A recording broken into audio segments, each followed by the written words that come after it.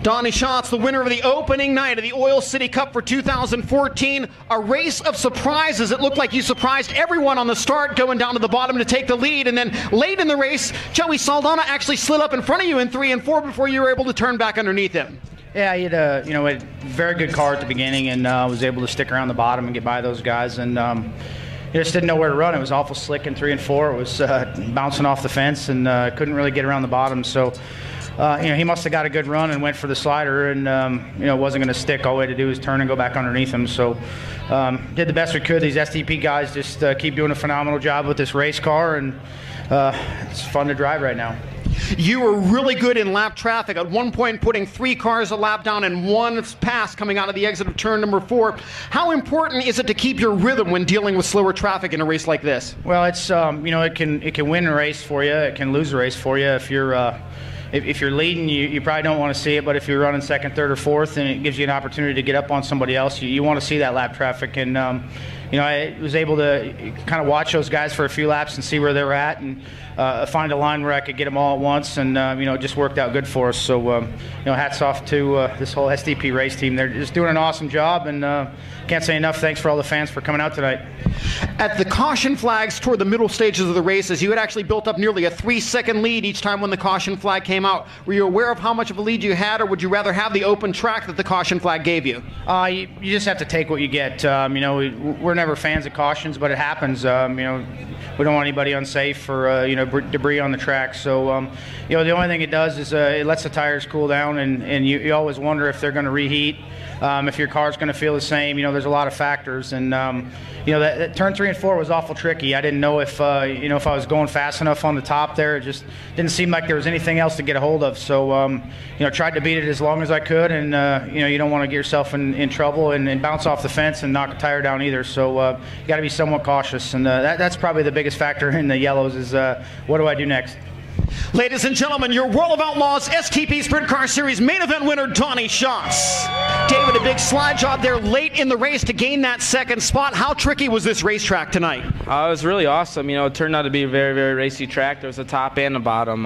Hopefully a track's like this tomorrow, but we were a little off there early in the night in the feature here with fuel load, and I need to get the wing back more, and I just got my wing back too late. Last 5-6 laps, I thought I was as good as Donny there. But just a little too late. Wish it was a 40 lapper, but I thought I was learning every lap there, and like I said, I wish I got that wing back farther, but I got to thank Roth Motorsports, Dennis, Teresa, everybody that works on it, Troy, Scotty, Brandon, just everybody that helps us out with this team. I just can't thank them enough for giving me this opportunity. I'm trying to make the best of it, and hopefully we could be one spot better tomorrow. Toward the closing stages of the races, Donny was leading it on the bottom, but the rest of the cars in the top 5 had gone back to the top in 1 and 2. How tantalizing is that for you as a driver when you see the leader doesn't know where the fast line on the racetrack is and everybody else has found the top side of the speedway? Did you think you might have had something to run him down?